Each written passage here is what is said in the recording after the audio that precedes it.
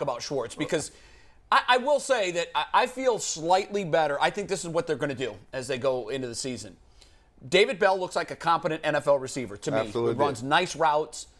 He has good instincts. He catches the football. He does all the things that you want your number 2 to do. But as I think more about this, guys, I think that the Browns paid Njoku what they did because they know that his role in this offense is going to be even greater than we've seen at any point in the past. You've got a quarterback whose average passing attempt in the NFL for his entire career is 5 yards. That's bad. It's bad. and we saw that when he was in there. He's making 4.7 the other night. So it's consistent with what he's done for his career. It's 2 steps out, which is fine. But the problem with that is your strength is your run. And if you can crowd that area in the line of scrimmage, you now make it difficult to do what you do best. So he is who he is at this point, Jacoby. You're not going to change him. But I think that they're going to see a lot of balls go to Njoku. And that's why this organization decided to write that big check. He's more important to them now than ever. I told you that they are a wide receiver away. They're a threat. The other wide receivers are a threat. They have to have another threat to neutralize on the other side because they know that they've got the backs in the backfield, and that they may be prone to more running the ball, so you got to kind of stack it a little bit. What I see in Schwartz is that's why I asked Tim Couch the question. Sometimes an organization, because they wasted a high pick on somebody, will stay with you longer just to prove to themselves. Particularly when you're the guy that made the pick. Right. That my guy was not wrong. Right. Well, I'm sorry. From what I've seen here, nothing against Anthony Schwartz, right? Something is wrong here.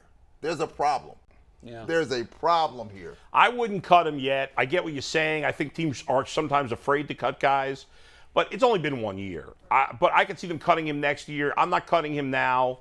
As bad as he's been, he was bad last year. He was, a third rounder? Yeah. Don't you have to give him 2 years, You got to give him Jason? at least 2 years. Like, I understand. And by the way, David Njoku, who you're talking about having more of a load, he had a huge drops problem, and he improved last year. He did. Great. You know? But it seems like there's something I know wrong. if it looks like a duck, it walks like a duck. I don't have a ton of faith that he can turn that around, but I would give him 1 more year to try. I think I'm inclined to go your route too, but to Tim's point, it was interesting to hear him say that. I've heard a lot of other quarterbacks say that too. When he drops a ball in a key spot, it's almost like he's ineffective out there now. Yeah. It's like you're without a receiver because if he's reluctant to throw the ball into that area of the field, then you got to change. You got to move on. Jay, you're a golfer. Let me equate this to what this is. He has the yips. Yeah. Yes, it's in his head. Yeah, I think you're right. He has the yips, and when people get the yips, you know how hard it is to get out the yips? It's not easy. I've had them. I'll take it back to last year. Schwartz is the one that got Baker injured initially because he quit on the route against the Texans. They picked the ball off, and Baker separates his shoulder. Now, it's not nobody Schwartz's forced fault. Baker to make I was the just going to say that. It's not Schwartz's fault that Baker's trying to make a tackle. His mistake led to the injury. Absolutely. Baker should have been smart enough and avoided contact. To get out of the way. Yeah, I said it's all on Baker. I can't blame Schwartz for that. But you're right. His mistake in that spot is a mistake that you make once with a quarterback because now he's less likely to go back there. Yeah. He's got to be wide open now for him to get the football. And in the NFL, separation is a step. You know, nobody's getting 3-4 steps behind anybody.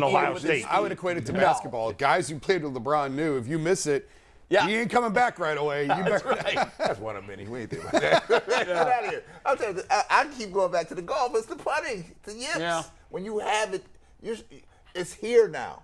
Because, I mean, he's hitting him in his hands. I know. These are like, this is not like a bomb. Right. This is right here. Yeah. And it's going through your. And he's hearing the chatter. So you'd cut him. You'd release him. Well, here in this case, I can't fix it because I have a short window here with this team. Am I going to give up a spot to somebody that can't help me? What if you practice squat him to get his attention? I don't even think another team could sign him off your practice. Yeah, squad. you're right. So be it. I mean, but I still wouldn't do it. Essentially releasing. I'm with you. I don't think it's going to happen because there's no way Andrew Berry is ready to. He hasn't raise cut his hand any of his on draft picks. No, ever, I mean it's going to happen eventually, of course. But usually the GM knows, and they still see something in him, obviously, or they would have already made that move. So release him, yes or no? Would I release him? Yeah. Absolutely. You would? Absolutely. I'm with Bull. I don't cut him. I give him another year. I think I'm with you guys, too. Here's the thing. Who are you bringing in that makes you feel better about the offense? Right. That's the Somebody. question. Somebody. Well, they don't fall out of the sky. You know, they don't fall out of the sky. There's a number of guys sitting on the side. I don't care if you're. But nobody wants them, obviously, I or don't they'd care be if you're signed by old. now. I don't care if you're old. You could be young and the thoroughbred you want. You can't catch. Well, That's a to your problem. point, you just said something that I want to ask Jason about. You said, well, nobody wants these guys, or they would have signed by now. I think the next week is going to be wildly active because there are guys that are on the sideline specifically because I don't want to go to camp. I'm 9 years in. I'm 10 years in. I don't want to go to camp. I'm going to wait until it's over, and then I'm going to pick a team. Also, the makeup of all 32 teams is going to change in the next 48 hours. Sure. And we don't know who's going to be You don't know available. who's gonna be available. And we don't know who's going to be on this roster. But I'm gonna tell you this: it's just like when Beckham went to L.A. Right? Now, people when he left here, people were like he washed up. He has nothing left in the tank. Right? You still had to respect him at that side. They still had to pay attention to him. Sure. Right? Now you got Schwartz out there. Ain't nobody paying attention to him. Not yet. Not yet. You know, you got to do something before you get a lot of focus on the defense. And that's what scares me.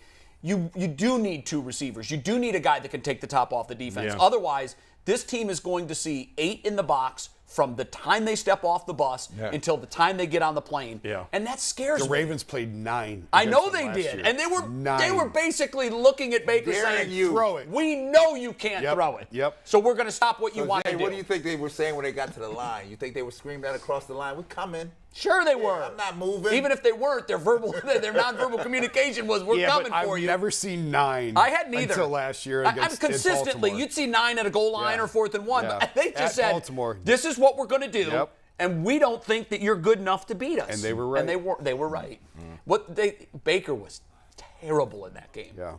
Well, And- you can say that about a lot of So Yeah. again, and it's nothing against Andrew Berry. You can do all the prep and preparation behind the scene. Think you got a target on a guy, just don't pan out. You don't You get know, everybody right. I have more respect for the general manager that will cut a guy after he's seen enough. Because, like in Bill Belichick's world, he knows when to pull ripcord. Yep. And a lot of times he's Yeah. pulled ripcord on guys. He did it here in Cleveland.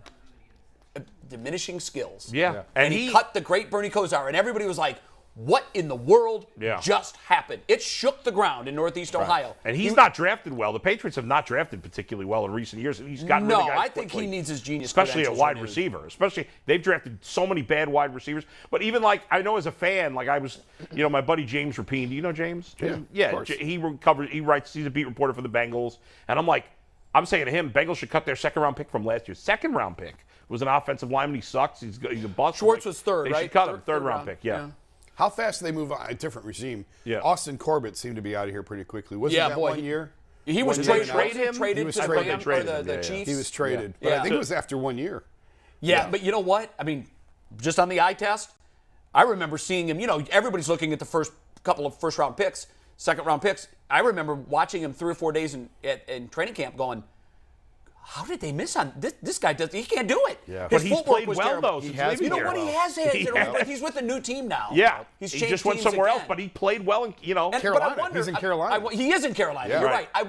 I wonder if sometimes it takes a guy. Yeah. You might be able to speak to Absolutely. this. Sometimes it takes a guy having the fear of his career ending put into him before he wakes up and says, I got to do stuff I'm not doing. I got to work harder. You have that, and then you go to a system where the pressure's less pressure on you to do here, and you just kind of evolve into a better player. And sometimes sometimes you get in a situation where it just doesn't work out here, and that may be where it is right now. Yeah, speaking of with Joe, is Joe ready?